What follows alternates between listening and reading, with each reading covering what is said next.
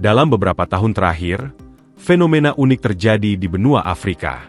Di tengah banyaknya bahasa lokal dan pengaruh kuat bahasa kolonial seperti Prancis dan Inggris, tiba-tiba bahasa Indonesia muncul sebagai bahasa yang digemari banyak anak muda Afrika. Fenomena ini bahkan sampai membuat banyak pengamat bahasa dunia tercengang. Bagaimana mungkin bahasa dari Asia Tenggara bisa memikat hati warga Afrika yang jaraknya ribuan kilometer jauhnya? Seperti sebuah sihir, bahasa Indonesia benar-benar memikat banyak hati di Afrika. Karena apa? Karena bahasa Indonesia sangat mudah untuk dipelajari. Fenomena ini menarik karena terjadi secara alami, tanpa paksaan, tanpa penjajahan, dan tanpa kampanye besar-besaran dari pemerintah. Halo, namamu siapa? Kamu hari ini jualan apa? Kol. Kol kalau di Kongo bahasa Kongonya apa? Su. Oh, su. Ini harganya berapa? Ini harganya Yang big 3.000. Yang kecilnya ini 2.000. Yang paling kecil itu berapa yang sana? 2.000. Ini Iya, sama ini juga 2.000. 2.000 prank. Oh, mahal ya? Kalau 2.000, iya, mahal. Kalau di Indonesia itu 1.000 rupiah mungkin ya. Kalau di sini juga 1.000, tapi prank. Kalau dirupiahkan ya atau berapa itu? Aku mau tutup cari-cari uang Oh, cari-cari uang. Buat apa? buat Jajan. beli baju apa-apa. Oh iya, Kalau nggak cari-cari uang ini 1.000. 1.000. Iya. Oke, semoga dagangannya laris. Terima kasih. Sama-sama. Hei, Jatri, siapa yang kasih celana itu? Komandir siapa? Hah? Komandir Poko? Ih, udah lama dikasih. Iya, iya. Siapa yang kasih? Komandir Poko? Coba lihat. Berapa itu? 45. 4. Siapa yang kasih uang?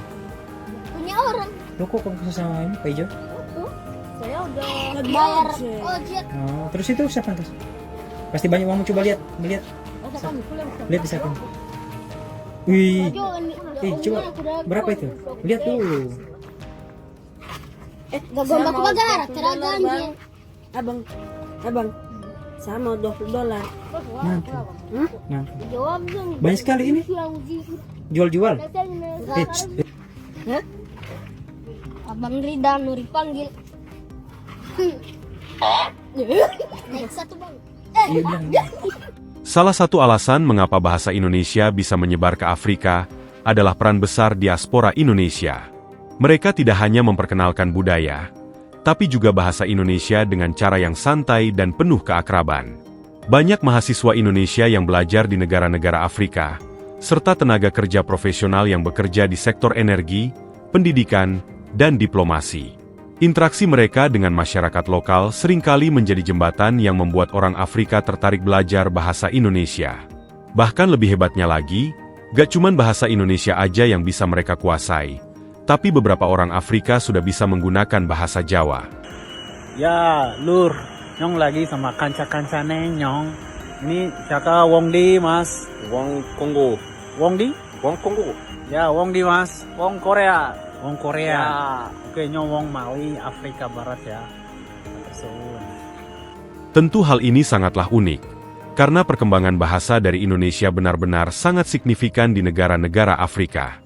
Fenomena ini membuat banyak ahli linguistik dunia kebingungan. Biasanya, bahasa bisa mendunia karena pengaruh ekonomi, politik, atau sejarah penjajahan. Tapi bahasa Indonesia justru berkembang tanpa unsur dominasi apapun. Kalau menilik sejarah, banyak bahasa besar di dunia menyebar karena faktor kekuasaan. Bahasa Prancis tersebar luas di Afrika Barat karena masa kolonialisme. Bahasa Inggris menyebar ke seluruh dunia berkat Imperium Inggris yang menjajah lebih dari setengah dunia. Namun Indonesia menunjukkan contoh berbeda. Tanpa menjajah, tanpa kekuatan militer, bahkan tanpa kampanye global besar-besaran, bahasa Indonesia justru bisa meraih hati banyak orang. Tentu hal ini bikin banyak pemimpin dunia tepuk jidat. Kok bisa? Bahasa Indonesia menyebar tanpa menjajah? Namun inilah ajaibnya bahasa Indonesia. Fenomena meningkatnya minat orang Afrika terhadap bahasa Indonesia bukan hanya soal bahasa semata. Ini adalah bukti nyata bahwa kekuatan lunak Indonesia mulai diakui dunia. Bahasa kita bukan hanya alat komunikasi, tapi juga jembatan peradaban yang membawa nilai-nilai kemanusiaan.